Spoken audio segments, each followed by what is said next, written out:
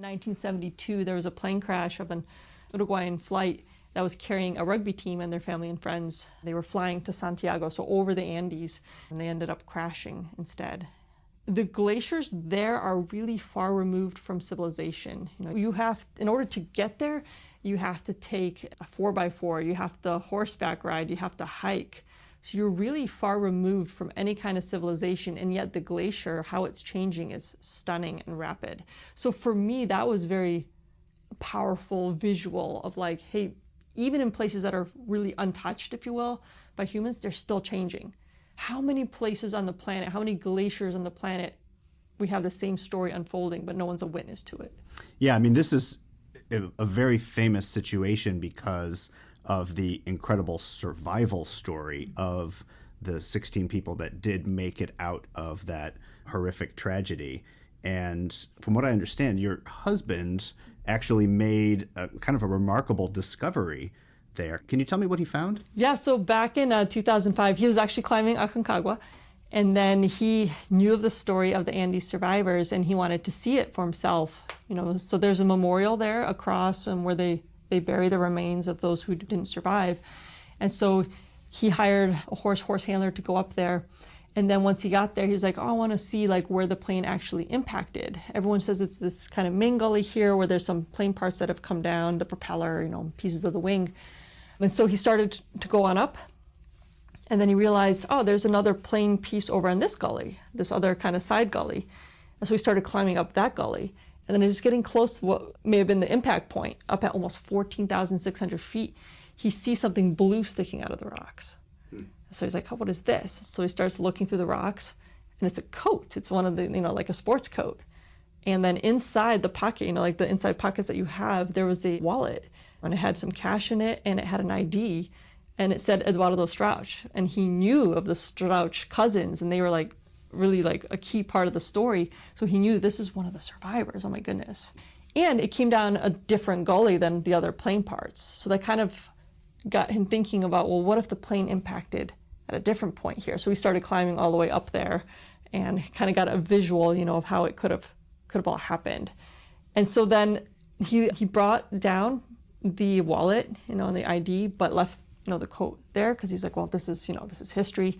But then he managed to get connected with the survivor by phone, and he was able to reunite him eventually. Like it took 3 years until the coat could be retrieved, because there was a bunch of snowstorms there that ended up covering it up again.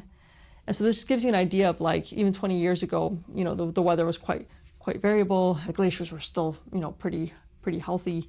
But eventually the survivor got reunited with the jacket, and the whole other part of this story unfolded where they've been going to the site for 20 years. And I've had the chance to join for the last 7 years now and put a scientist kind of lens on it about, well, how is this glacier changing?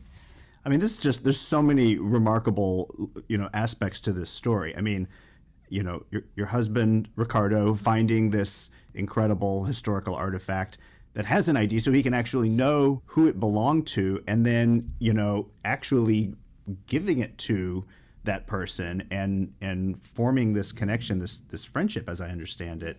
And then, I mean, the fact that they've gone back together and that you've gone as well to the site with him. I mean, can you just give us a sense for what it's like to visit this site with Eduardo, with one of the survivors of this accident? Yeah, so I can recall my first experience quite vividly because it was just, I knew the story as a teenager, right? And then I'm like, oh my gosh. I mean, there've been movies about this, right? Like the movie Alive, and there's been some documentary. I mean, it's a really well-known story. Yeah, so it's like, wow. So I read about this story, and now my husband found the coat and wallet of one of the survivors. I'm meeting the survivor for the very first time back in 2018, and she was so friendly, so kind. You could ask him anything, about, what he survived. And he has a book called Out of the Silence. And he said it was inspired by Ricardo because he's like, he hadn't really talked about the accident, but when he received back his jacket, it was like being reunited with an old friend. And so then he started opening up about it and was open to the experience of letting more people hear from him about what that was like, and also at the site. And so when we went up to the memorial site where the cross is and the remains are buried, and there's a lot of the parts of the plain there, I remember I was in tears. I was so moved by it. I mean, like seeing him going up there, and remembering his friends, because his best friend also, died in that accident. And had he been there previously? He had been. So he had been going since 2006, but not prior to that. But and then it's kind of made a commitment every year, because he said it also serves as a good reminder of his friends, what happened, and how fortunate he is in life. And I feel that's a good lesson for all of us. Yeah. Right? Like when I went there and I really connected with the story and really reflected on what that must have been like, it's like, wow, we are so fortunate. There's so much gratitude to have for life. And for him, he said it's like a life affirming thing. So that was very impactful, and people can join, they can join these trips, they can have that experience. And Eduardo's 77 now, and he's still going. And it's just, for me, it's just absolutely incredible, like how he continues to make that pilgrimage and share his story.